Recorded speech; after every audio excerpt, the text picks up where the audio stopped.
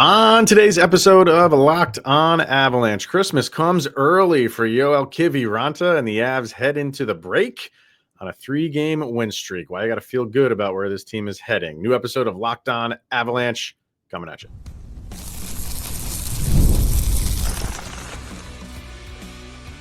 You're Locked On Avalanche, your daily podcast on the Colorado Avalanche, part of the Locked On Podcast Network, your team every day.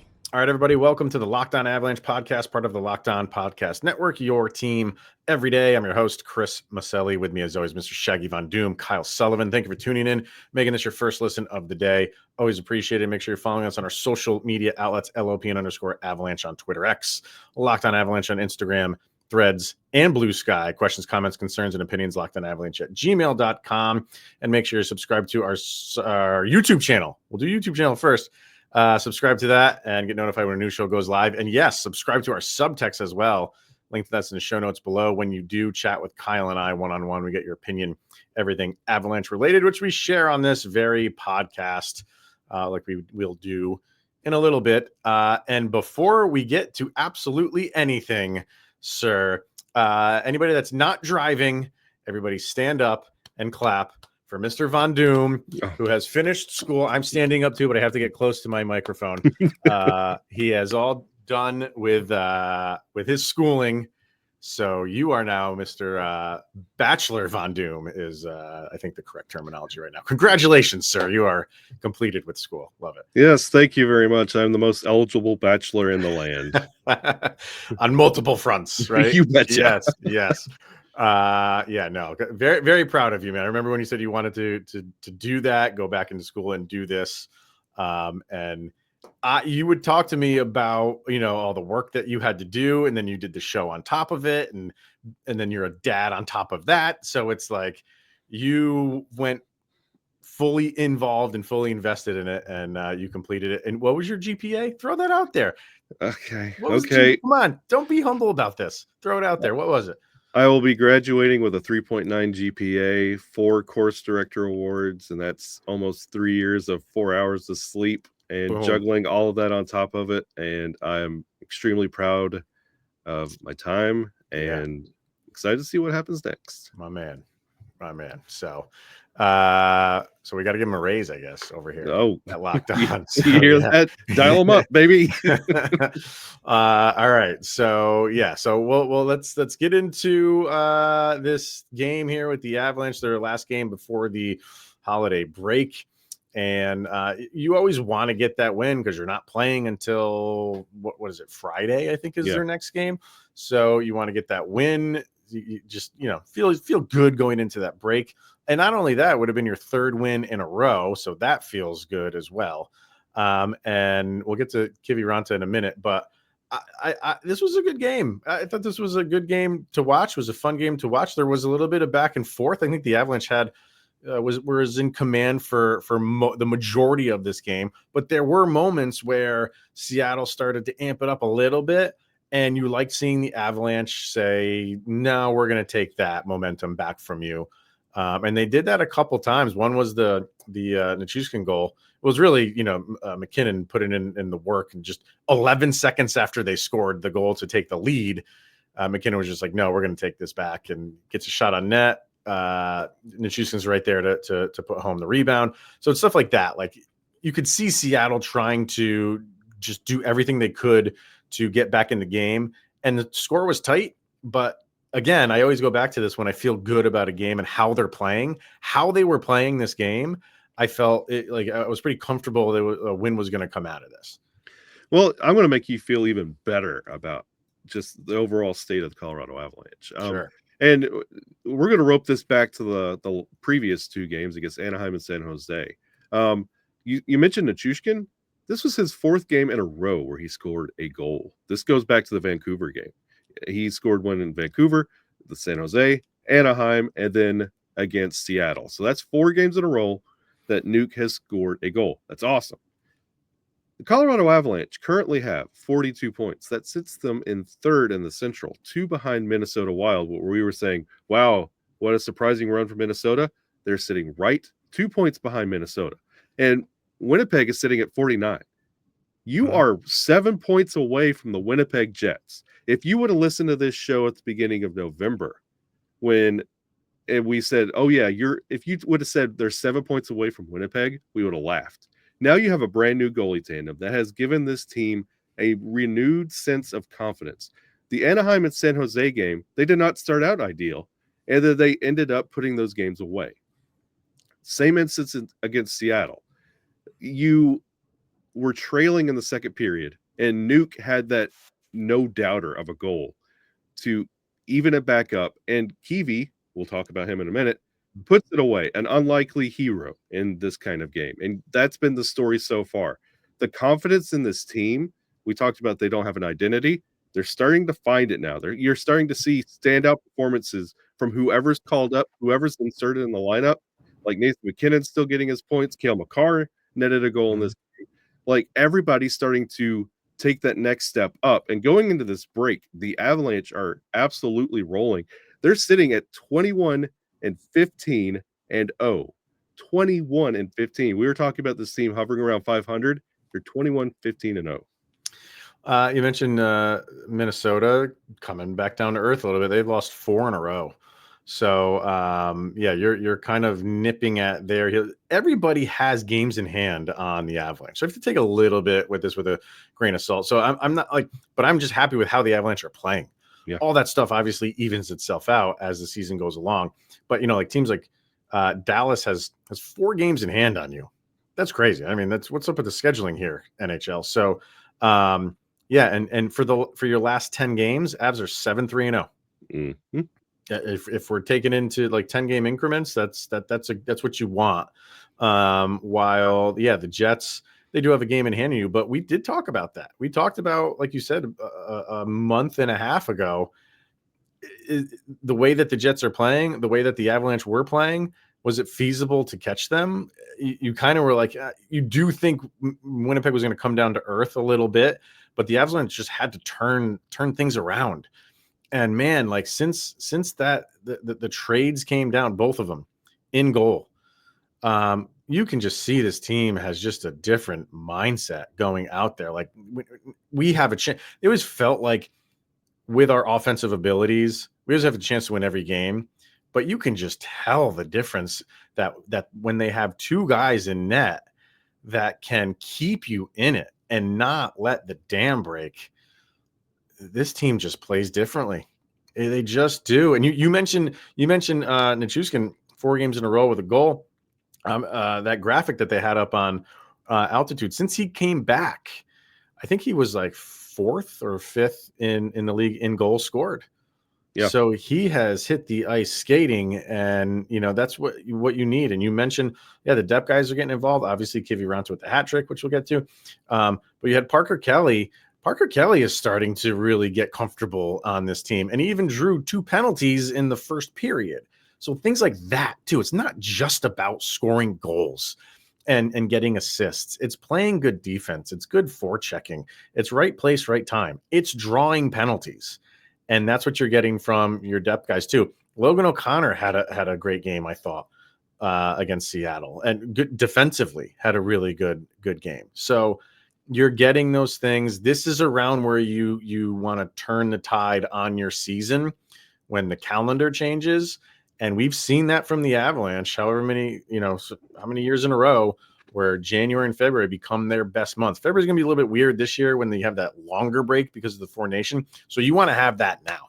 Yeah. You want to have that now going into that long break, because when you come out of that, everybody's going to have a little bit of rust, and you don't want to be heading. I mean, you want to go into that break playing good hockey. Don't get me wrong. But I think right now is you can see, and it's all back to those moves, man. It's all back to those trades where this team just has a different mindset of going out there playing games. It's a mindset and a confidence. Like even Uranala, when he got called up, you're not seeing these guys just get called up. They're assuming roles, and they're all contributing. Like Parker Kelly went from just a guy, a nice get, to a vital, what he's going to bring every single night. And each night he's building on this.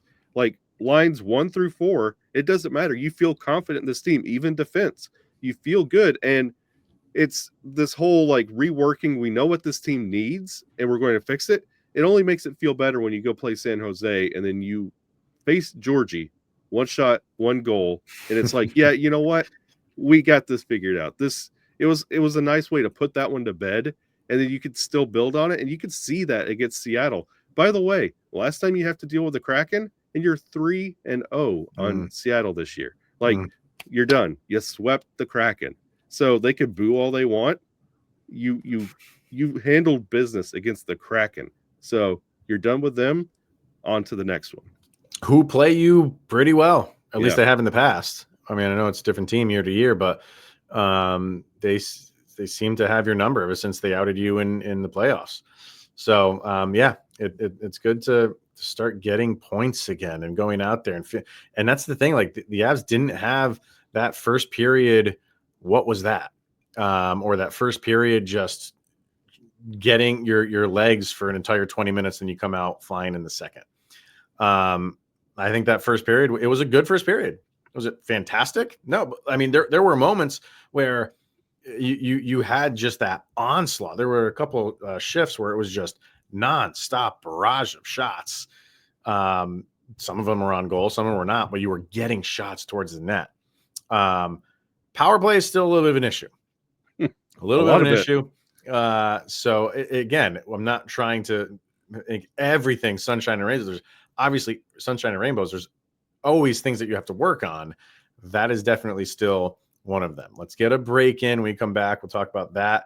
And then Joel Kiviranta gets a hat trick. So with his family in the building, no less. First time they ever visited Colorado, from what he said. And he gets a hat. Amazing how that works. Isn't that it's my favorite Christmas movie of the year so far. Oh my God. It's amazing. So, all right, let's get a break in and more to talk about with this game. All right, today's episode is sponsored by Prize Picks, and if you love sports, you're going to love Prize Picks, the best place to turn your sports knowledge into real money. Whether it's hockey, football, or any of your favorite sports, Prize Picks makes it easy to get in on the action.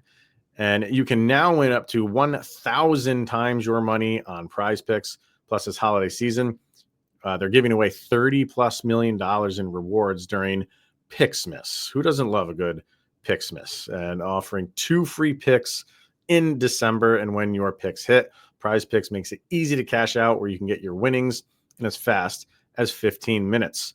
So download the app today. Use the code LOCKEDONNHL and get $50 automatically after you play your first $5 lineup. That's right, $50 instantly after you play your first $5 lineup over at Prize Picks. Run your game. All right, sir. So, Joel Kiviranta gets a hat trick. Sure. 2 of them were empty netters. I don't care. Especially when it's like your depth guys. Yeah. If it was someone like Nathan McKinnon, it would still be cool because it's a hat trick is a hat trick. But if it was one of your top guys and they're getting a hat trick because 2 of them were on an empty netter, okay, whatever. But still, I don't even care if all 3 were empty netters coming from your depth guys.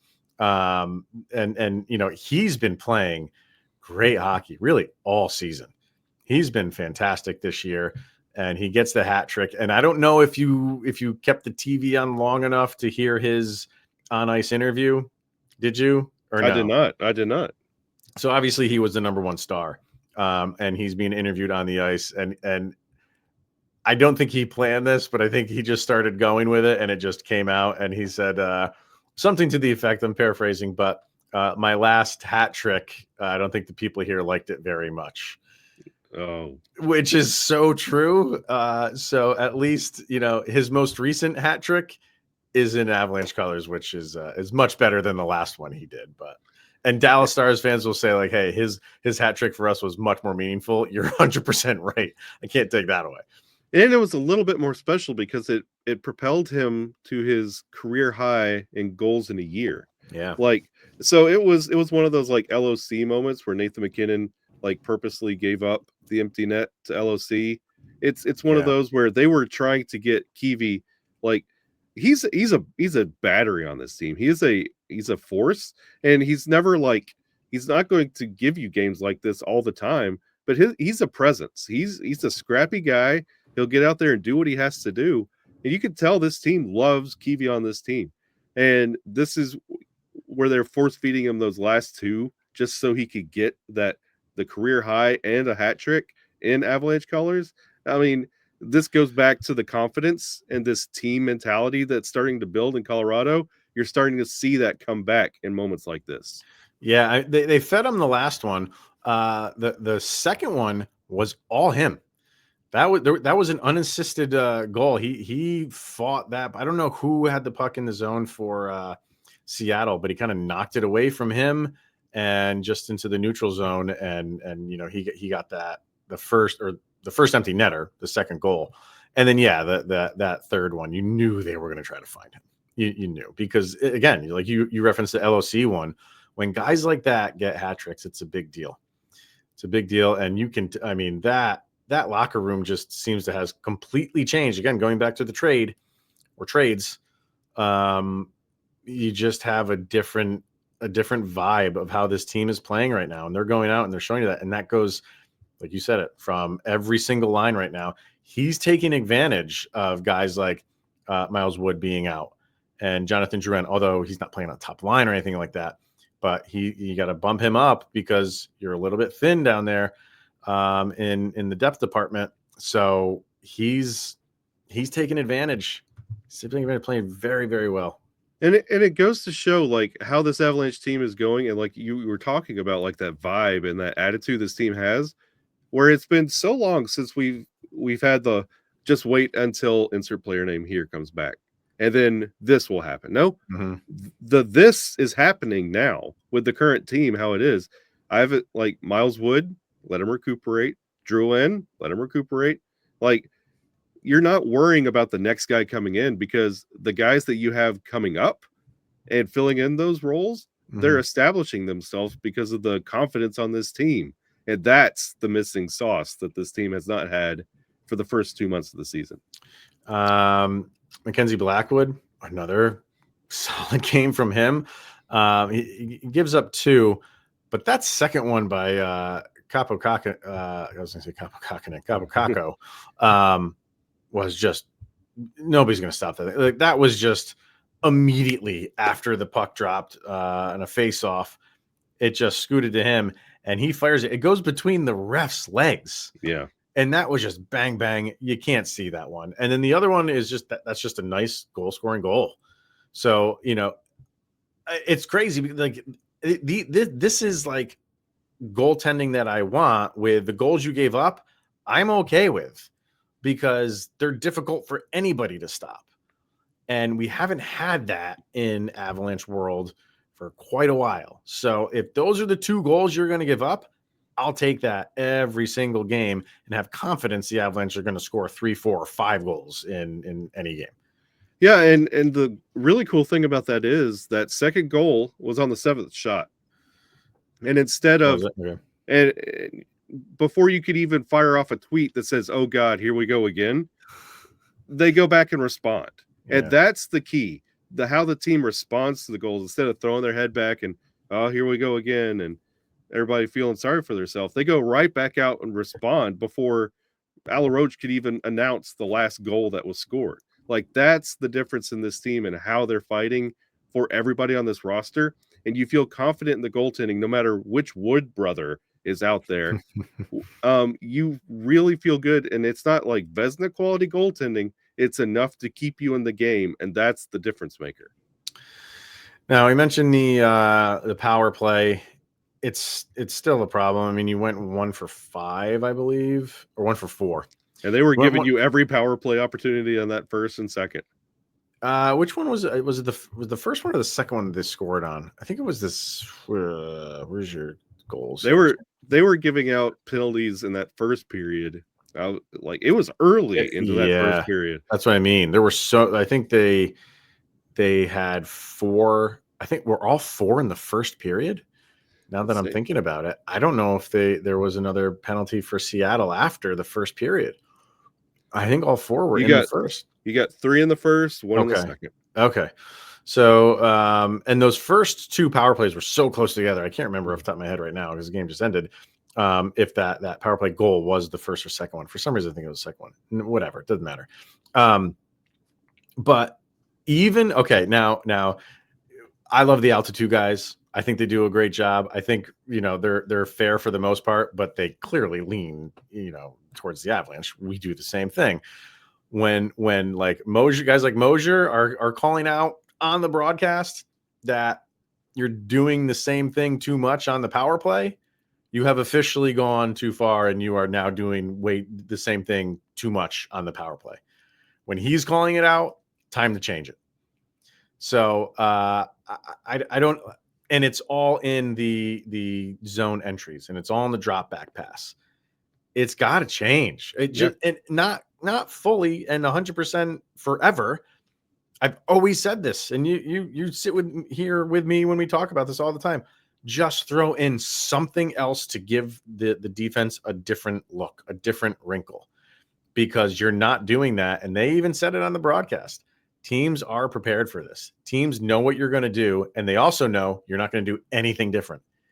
And it shows, man. Like I feel like they got some movement going, but once again, like you're spending 30 seconds getting into the zone, and then they collect it and it goes the other way, bringing it in again. So it's 2 or 3 entries before you can finally set up, and then you've left yourself a minute left to finally do your work on the power play, and that's just asking a lot. And I honestly feel like when this team comes back from the break, that this will be the number one thing that gets addressed, because everything else that has been suspect so far on this roster has been cleaned up and addressed, and even face-offs are going back the Avalanche way. Yeah. So now that even the altitude guys are bringing it up, Bednar says, okay, guys, we got everything else cleaned up. We got to work on this now. This is everything else that we have to do to win games, we're doing. Now we have to address this power play, which is an extra. It's not something you bank on every night to win that power play. If you could just get through it, and 1 for 4, a lot of teams would be ecstatic with that. But the Avalanche are held to a little bit higher standard, especially with how you started out the season. So now you have to address the power play. And I feel like that's the next thing in the war room that the Avalanche are looking at. If it was 1 for 4 and the goalie was just standing on his head making incredible saves, I could live with that. But it's 1 for 4 and you didn't really get a lot of good shots on that. No. So that's the downside of it. You mentioned a lot of it, things going well. The penalty kill has completely turned around. Yeah. Completely. Like they are now, I think, like 20th or 21st in the league. And when you've been at 27, 28, 29 for most of this season, that is a big plus. Huge plus. And that was another graphic they showed during the broadcast, was for the month of December. They're like 90% the kill rate, which is 3rd or 4th in the league for the month of December. So that's turned around. Dude, like, and this is okay. This is what you want. Like, you want to start putting out these fires and turning things around little by little. You did that in goal. You've done that with the penalty kill. You got your depth guys starting to play a little bit more, take on a little bit more and do a little bit more. Okay, now it's the penalty kill, but it seems like, the power play. But it seems like it's been the power play for too long right now. Too long for my liking. Yeah, and you killed off a penalty against Seattle that shouldn't even be a penalty. So you're killing off the ones that you don't have to sit there and complain about. You can just be confident enough in the penalty kill to go take care of it.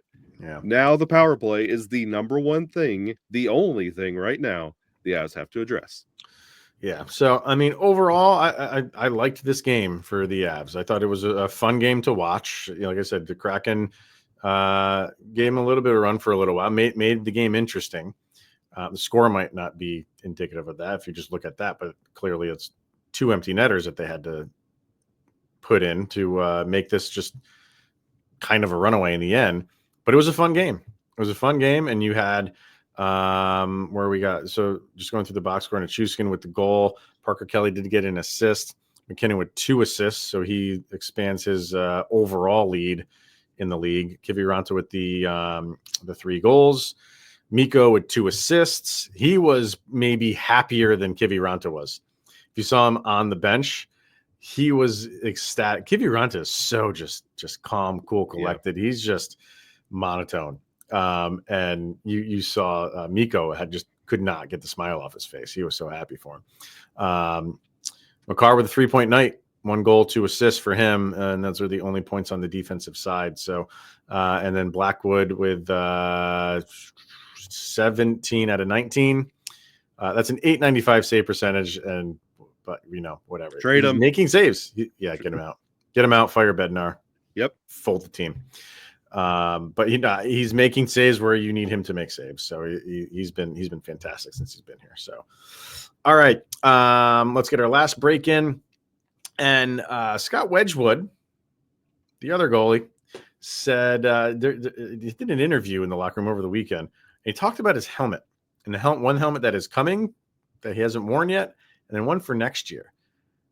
And both of them are interesting, but we don't know about one of them. But it's still interesting. So we're going to talk about that. We'll get to our subtext crew and our sound check as well. So we'll talk about all that after this.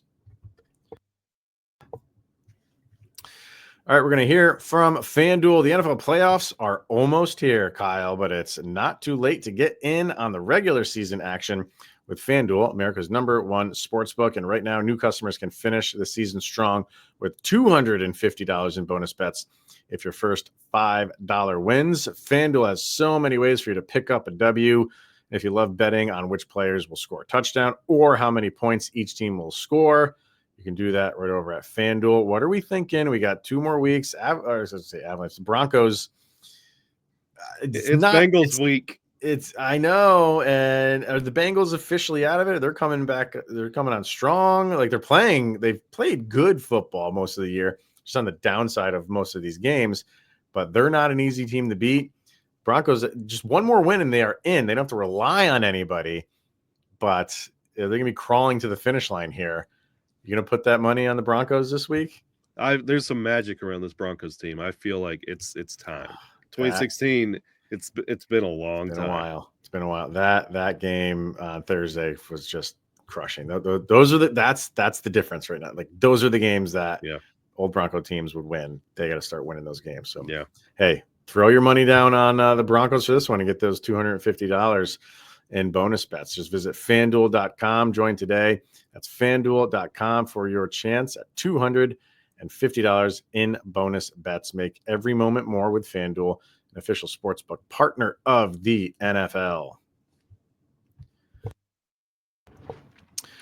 All right, so Scott Wedgwood did a interview, I think it was with Kyle Keefe in the locker room, and he was talking about his helmets. Neither goalie for the Avalanche, new goalie for the Avalanche, have pads that win in Avalanche color yet, in colors of the Avalanche, I should say. You get this all the time with goalies. When they get traded, it takes time to get a new mask drawn up and painted and get your new pads. Didn't take Georgie any time to get that. No, he got his like immediately, and now like it's always funny to see that because you have colors from your old team, and it's just not appealing to the eye. But he said his helmet is on the way. And the one that he has coming is a Game of Thrones take. So he's got dragons on it and all,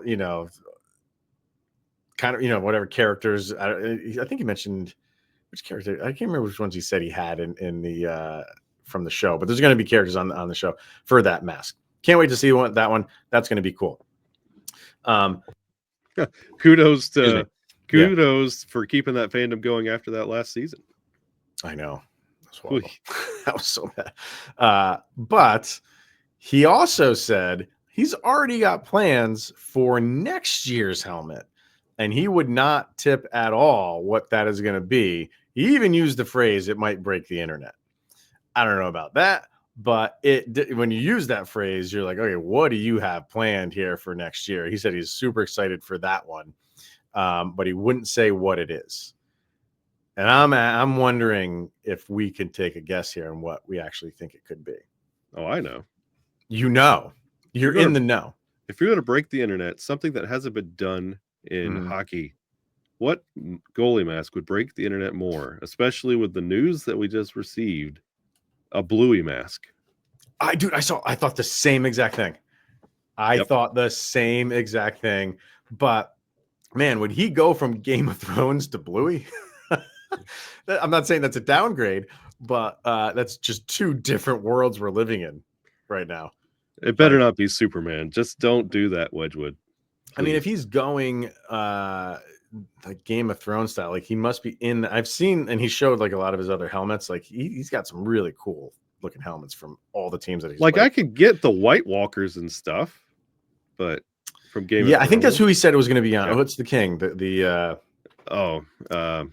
blanking on the. Like I get the White Walkers, and I get like I was a big Game of Thrones guy, so like I get it, but it's also 2024.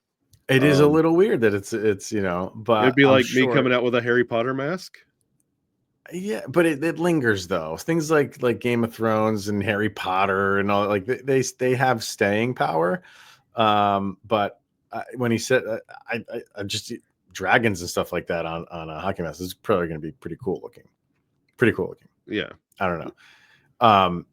Over on Subtext, a couple people chimed in on this.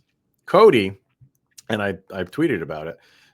Cody had a fantastic one, and he said I think it should be like a recreation of the Hoth battle from Empire, and that would be epic. With awesome. Something Avalanche related with the battle at Hoth would be fantastic.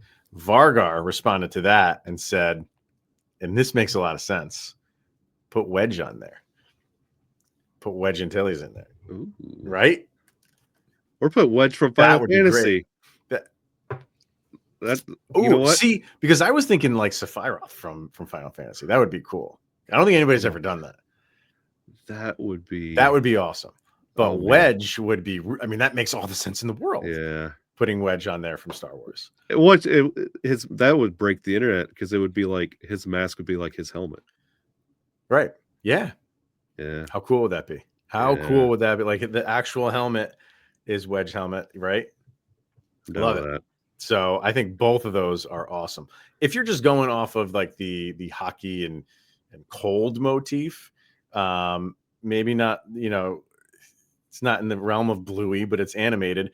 Why not Frozone from The Incredibles? That would be awesome. That would be cool because how he like throws ice down as he's like running or skating in front of him. You could do that kind of like around the helmet, have Frozone there. That would be cool. Or of course, the almighty in cold weather animated characters, Sub-Zero. You know what? Just make your goalie mask the coconut guys from Moana 2. Well, they were in the first one too, right? Yeah. The Kakamora. Yeah, that would be a cool one. Yeah. That's that one I would get. That wouldn't be a bad idea. My daughter would make me get it. That wouldn't be a bad idea either. So interested to see what it is. So I can't wait to see what this one looks like. And he's already got me on the hook for next year because I love stuff like this. So we'll have to see what it is. All right. Bringing it back to this game against the Kraken quickly. A couple of people chimed in over on Subtext about this one. Heather says the lines looked phenomenal tonight, and you can definitely see the sense of security our defense has with Blackwood. Yeah. I wish both us as well as citizens of Subtextia a very Merry Christmas. And her sound check is the boys are back in town from Thin Lizzy. All right. I'm glad the citizens of Subtextia is catching on. Yeah, right. Kay says Seattle played hard. Great win. Blackwood continues to impress. Kivy pointing out that his last hat trick against the Avs was pretty fun. Yes, that's what I said about that. Really liked his play. Nice win to go into the break. Feels like a rejuvenated team. I think maybe that's the best word for it. Yep. Is rejuvenated. They do. They just have a different kind of swagger about them right now, and you can see it. It's visible. Yeah. So it's a reboot. Superman? Jay and Silent Bob. Don't don't call it a comeback. Yeah.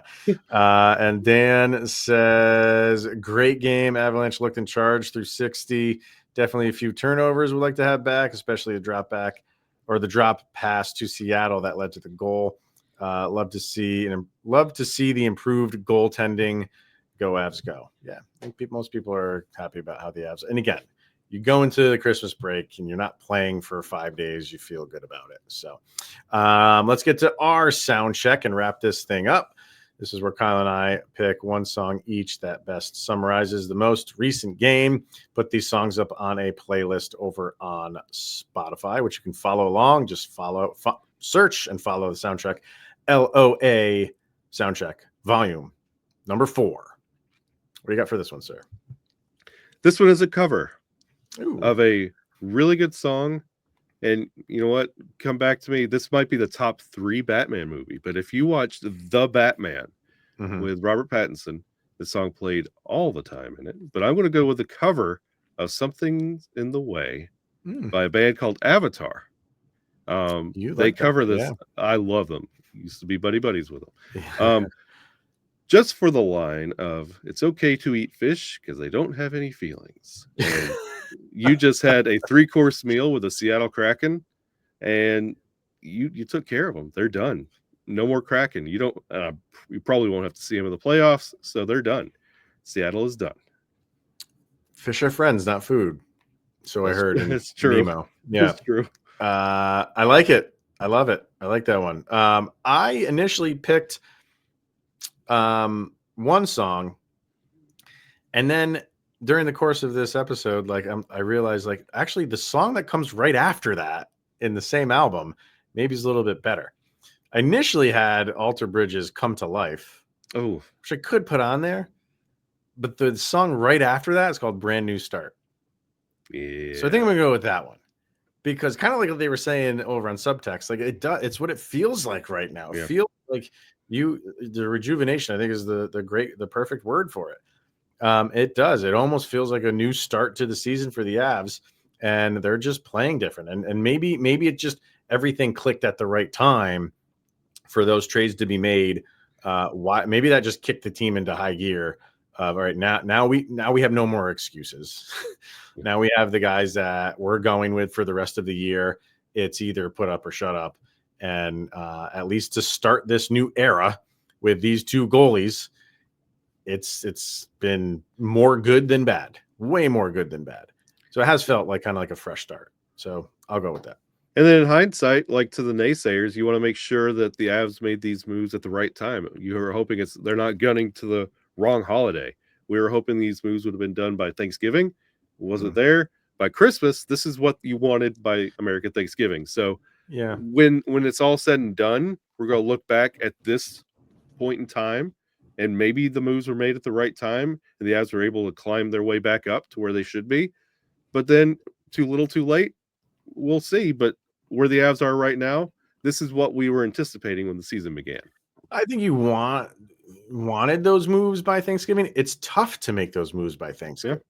So, but I think you realistically, before the New Year's, if you're going to make a move like that, is when you wanted to do it.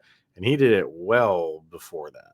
And you still have a trade deadline to go. Well before. Exactly. So teams just aren't doing a lot of moves before American Thanksgiving. So while maybe he was trying, it just wasn't going to happen. But it wasn't long after American Thanksgiving where he actually made it happen. And I mean, the Avs are all the better for it right now. So, but you're right. Yeah, you still got a trade deadline ahead too. So we'll see how that all plays out. But yeah, we go into the break feeling pretty good. So, all right, let's wrap this one up. We'll be back tomorrow. Talk about anything going on. We'll have our morning leftovers, and I think we're going to be talking about some Christmas movies tomorrow from the 3rd segment. We'll see how that goes. So bring it on. I think there's going to be some fighting over here. So we'll see. All right. Thank you, everybody, for tuning in and making this your first listen of the day. Always appreciate it. He's Mr. Shaggy Von Doom, Kyle Sullivan, Bachelor Von Doom, Kyle Sullivan. I am Chris Maselli. This is the Locked On Avalanche podcast. We'll see you guys tomorrow. And yeah, you're 24 hours closer to Sidney Crosby being in a Colorado Avalanche sweater. No.